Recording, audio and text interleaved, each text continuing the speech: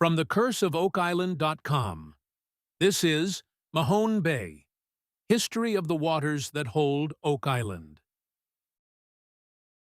The bay stretches 22 kilometers long and 16 and a half wide. 288 square kilometers of sheltered water on the outer Atlantic coast of Nova Scotia. By some counts, the bay holds 365 islands, one for every day of the year. Oak Island sits in the western half, a short distance from the mainland at the head of an unnamed cove. The bay opens directly south onto the open Atlantic. The Nova Scotia current runs along the coast from the northeast, while in summer the prevailing winds blow from the southwest. A vessel approaching under sail from the open ocean gets pushed into the bay's mouth and then sheltered by its islands. The geography is what made the place worth coming to. The names attached to it across 4 centuries are the history. Sebetre and the Mi'kmaq centuries. For at least 13,500 years, the bay was part of the territory known as Mi'kmaqi. The Mi'kmaq summered along its sheltered coves and wintered inland up the rivers that drain into it. Indian Point, on the bay's western shore just outside the present town of Mahone Bay, was a primary summer settlement. In the Mi'kmaq language, the bay carried the name Sebetre, preserved in a French royal survey conducted between 1700 and 1703 and only recorded there. A second name, Mush-a-Mush, taken from the river that flows into the bay at its western end, survived in British records into the 1750s and remains in place. Names today. In September 2021, archaeologists working in the Oak Island swamp recovered pieces of Mi'kmaq pottery. Carbon dating placed the fragments between 500 and 2,500 years old. Excavation in the swamp was halted, the find reported to Acadia First Nation, and the Mi'kmaq presence on Oak Island became part of the documented record rather than a matter of inference. The bay's first chapter is older than every European arrival put together. The Portuguese on the charts. 2 manuscript maps drawn by the Portuguese cartographer Bartolomeu Velho in 1560 and 1561 mark a double bay at 44.5 degrees north latitude on the coast of what would become Nova Scotia. The label reads Gulfo de San Bernardo, the Gulf of St. Bernard. A small island within that bay system is named, with explanation, I Barcelonas por serem de Barcelos os que as descobrirão. The Barcelona Islands, because those who discovered them were from Barcelos. The 2 adjacent bays of close enough size and proximity at that latitude on the Nova Scotia coast are Mahone Bay and St. Margaret's Bay. The colony Velho is recording was led by an Azorian family.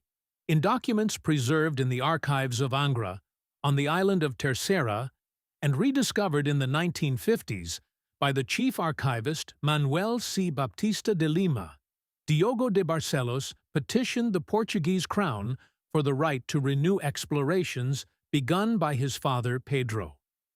Between 1521 and 1531, Diogo armed a ship at his own expense and reached the new lands. After his death, his son Manuel and his nephew Marcos continued the voyages. Testimonies given before a notary in January 1568 describe expeditions in 1562 or 1563, and again in 1565 or 1566, with another planned for the spring of 1568. Across these voyages, cattle, sheep, goats, and pigs were put ashore on the island the Azorians called Barcelona de San Bardão, where the animals bred without supervision. The colony's exact location within the Mahone Bay area is open, since the Velho maps show it on an island within a 2-bay system that includes both Mahone Bay and St. Margaret's Bay. Les Martyrs. In 1604, Samuel de Champlain charted the south shore of what the French called Acadie, On his chart, the islands of the bay carry the name Les Martyrs, the Martyrs. No surviving document explains who was martyred, when or by whom. The name appears on Champlain's map and on no other. Mirligueche, the Knight of Malta's coast. 65 years of continuous French administrative attention to this bay began with one man's arrival in 1632. Isaac de Razilly came up the coast that September at the head of a fleet of 3 ships and 300 men, commissioned by Cardinal Richelieu and the Company of New France to take possession of Acadia under the Treaty of Saint-Germain-en-Laye. The document confirming his appointment names him in full, Isaac de Razilly, Commandeur de l'Ordre de Saint-Jean de Jérusalem, a Knight of the Order of Malta. He landed at La Hève on the 8th of September, 1632, and built Fort Sainte-Marie-de-Grace at the river's mouth. La Hève became the principal French harbor on the Nova Scotia coast. In the bay, 3 leagues east-northeast of La Hève, a connected quarter-league portage away, lay Mirligueche. The name came from the Mi'kmaq word for the whitecaps that broke on its waves. To the French, it carried no other label. Razilly's lieutenant, Nicolas Denis, the future governor and author of the first sustained French description of Acadia, established a sawmill in the oak forests between La Hève and Mirligueche, near present-day Riverport. He cut white oak in the form of planks and beams and exported it to France in Razilly's ships. The operation ran until Razilly's death in late 1635. When royal surveyors returned to the site in 1700, the abandoned mill pilings were still in the ground, rotted and worm-eaten but visible. A second French presence at Mirligueche from the same period took root and stayed.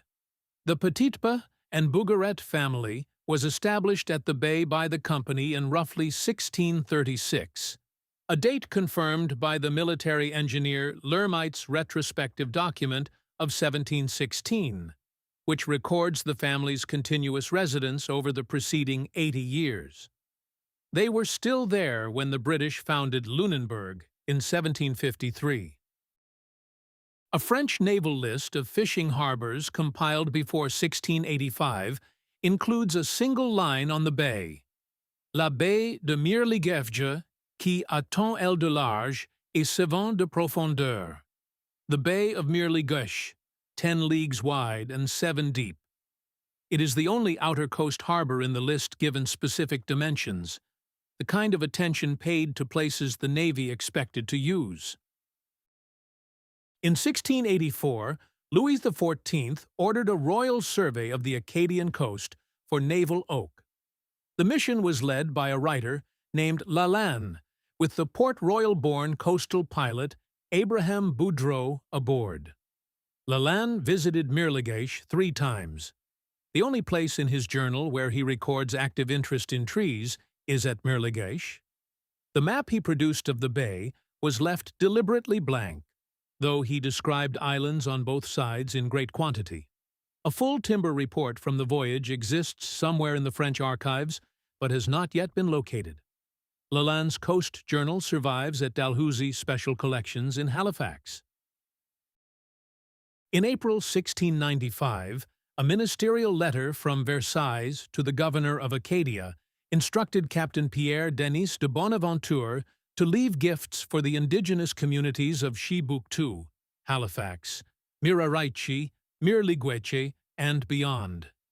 The bay is named alongside Chibuctou as an administrative unit. Bonnaventure that summer made a full Acadian coast transit on the frigate L'Envieux, carrying detailed piloting instructions for La Hève and treating the south shore as patrolled French water. 3 years later, on the 19th of September, 1698, the military engineer Lermite, Major of Plaisance, embarked for La Hève and Port Rossignol on the Dragon. His coastal pilot was Abraham Boudreau, the same man who had piloted Lalande to Mirligueche 14 years earlier. Lermite's mission was a military survey in advance of proposed fortification. In the same weeks, his report records English vessels. A New England ketch was at Mouscoudabout, at the house of the named Petitpas, the same family established at Mirligueche from 1636. Two Salem fishing vessels, l'Espervier and le Dauphin, were intercepted by Bonnaventure at Chibuctoo. New England merchants were using the French Mirligueche network as a contact point. Around 1699, a French coastal pilot's manuscript described the route from La Hève to Mirligueche in operational detail. The bearing is east-northeast, the distance 3 leagues. La Hève is named the finest harbor on the eastern coast, with the old fort site capable of sheltering vessels of 50 guns. Red oaks are noted at Mirligueche. The bay is described as good for vessels, but with hazards requiring local knowledge. The fullest French description of the bay survives in a royal survey conducted between 1700 and 1703. The Mi'kmaq name Sebetre is recorded. The portage from La Hève is given at a quarter league. 2 islands at the bay's eastern end are named Maransacanby at the back of the bay and Cosamancaby next to it. 8 settlers are proposed. The trees are described as predominantly oak, suitable for barrel staves. Dennis's abandoned sawmill is noted northwest of the bay. 1 league north of the bay's head, at the Mi'kmaq place called Chichimichiwati, Gold River, Philippe Mius d'Entremont's son is recorded as living. By roughly 1702 or 1703, the bay was formally granted. The acting governor, under royal authority, conceded the seigneurial rights of Mirligueche to Bonnaventure. The neighboring tract at Chichimichiwati went to Villelieu the same year. La Hève, by accident of paperwork, fell inside a separate concession to Falaise. Lermite was proposed as engineer to build a permanent fort at La Hève. The fort was never built. This whole French administrative life took place without ever producing a published map. The Velho charts of 1560 had labeled the bay. Champlain in 1604 had labeled the islands. After that, for 132 years, the French ran administrative correspondence, naval surveys, land grants, and a continuously inhabited family settlement on a bay that appears on no French map under any name. Cap La Hève and Port Maltois. In September 1746, 114 years after Razilly built his fort, the largest expeditionary force France had ever sent to North America approached the Nova Scotia coast. The Duc d'Anville's fleet of 64 ships and 11,000 men was tasked with retaking Louisbourg and Acadia. The expedition collapsed at Chibuctoo. The fleet's ship journals across those weeks share one navigational reference point: Cap La Hève. At least 6 separate vessels recorded their position by bearings to Cap La Hève as they made the coast. The promontory Razilly had chosen for his fort in 1632 was still the anchor of French navigation on this shore. On the 8th of November, 1746, the frigate La Sirène, unable to join the main fleet at Annapolis, retreated to a harbor her captain called Port Maltois, Malta Port. From there, she sent Mi'kmaq messengers to Chibuctoo and to La Hève for intelligence. Port Maltois is Port Medway, one harbor southwest of Mahone Bay on the same outer coast. A British military map drawn in 1757 by Lieutenant Elias Meyer of the Royal American Regiment is titled A Chart of the Coast of Nova Scotia from Port Maltois to Lawrence Town, and confirms the identification. No surviving document explains why a Nova Scotia harbor on the same coast, where a Knight of Malta built France's principal fort, was called Malta Port. The name appears in French naval records of 1746 and a British military map of 1757, and is unexplained in any secondary source. Captain Durell's chart, 1736. The Treaty of Utrecht in 1713 ceded peninsular Nova Scotia to the British. Acadie became Nova Scotia. The French capital at Port Royal became Annapolis Royal.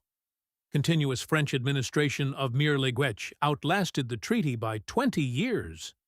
A 1734 chart drawn by the New England cartographer Cyprian Southacke still shows French inhabitants near the bay, naming Le Havre, Margaret's Bay, and Mirligueche Harbor, without any label for the inner bay between them. The name Mahone Bay appears for the first time on a chart drawn by Captain Thomas Durell of the Royal Navy in 1736. Durell left no record of where he got the name.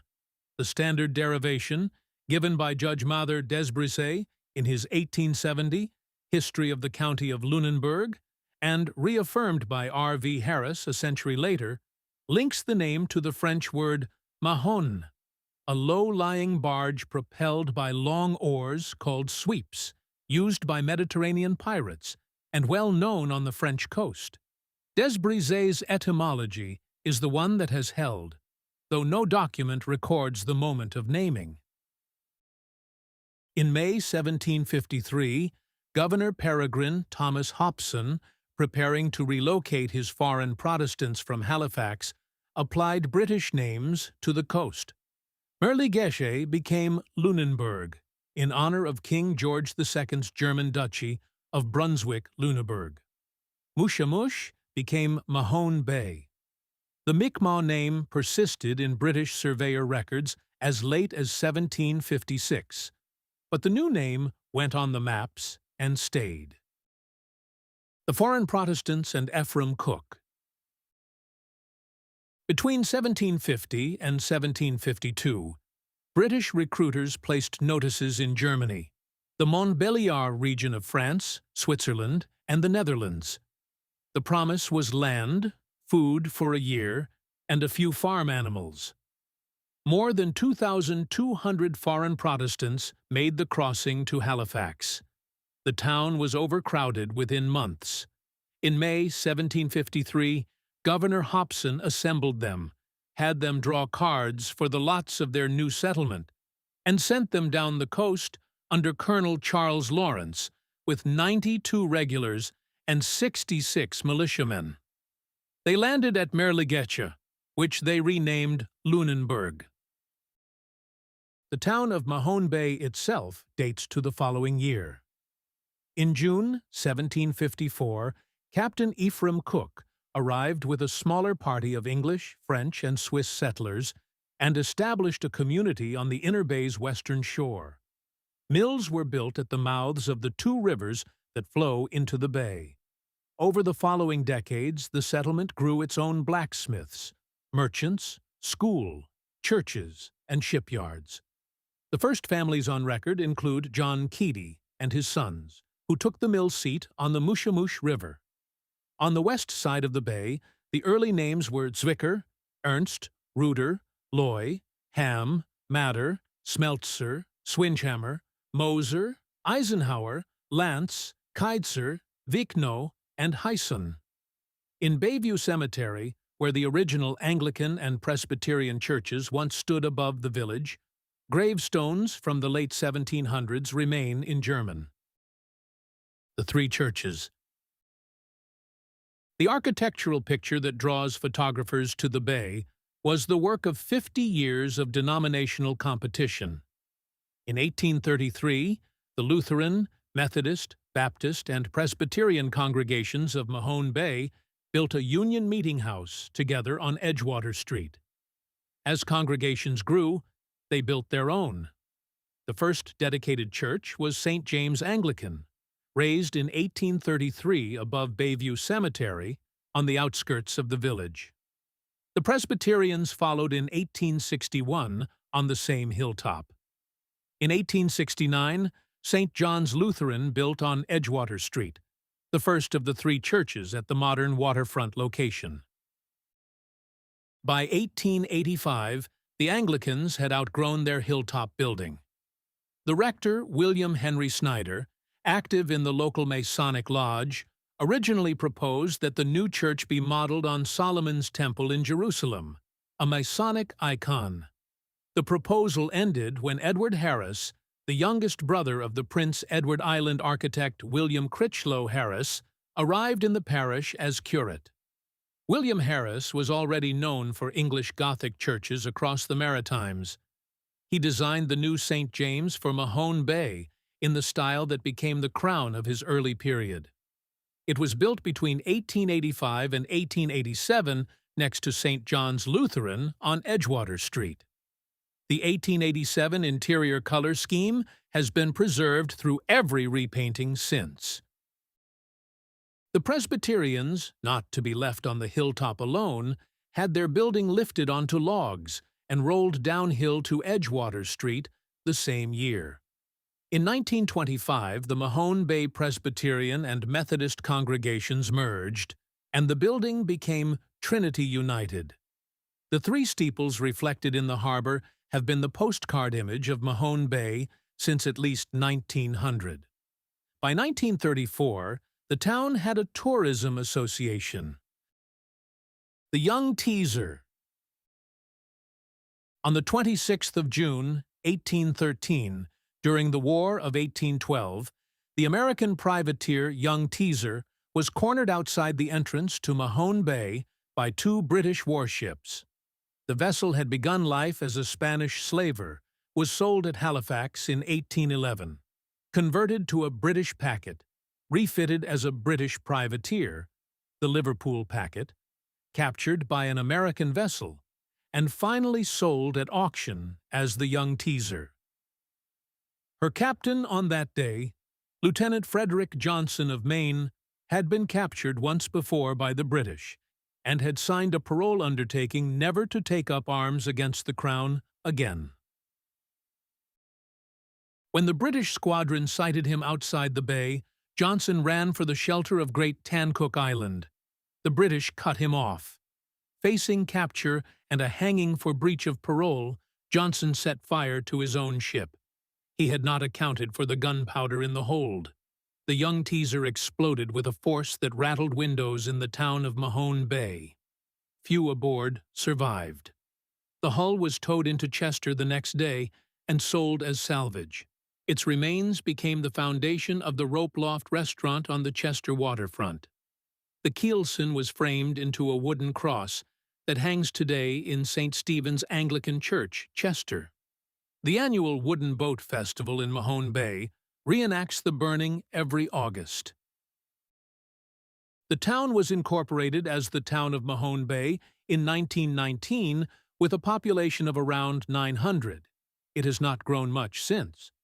The Mahone Bay Museum at 578 Main Street holds the local archive and the official history of the town. The view of the three churches reflected in the harbor from Edgewater Street is 15 minutes' walk from the museum. The Mug and Anchor at 643 Main Street, the English-style pub that has served as the unofficial war room for the Oak Island team across the seasons, sits another 5 minutes along the same street. In August, the town holds its Pirate Regatta. In September, it stages the Scarecrow Festival. In November, the Father Christmas celebration. The harbor is good for kayaking. The looping roads around the bay are good for cycling. The bay is about an hour by car from Halifax. Oak Island lies on the bay's southern shore, 20 minutes' drive east of the town along the coastal road. Mi'kmaq fishermen worked these waters for 13,500 years, before any of the rest of it. Whatever else is true of the place, that part is established. That was Mahone Bay, History of the Waters That Hold Oak Island, written by Corayen Mole. You can read the full article with its sources at thecurseofoakisland.com. Thank you for listening.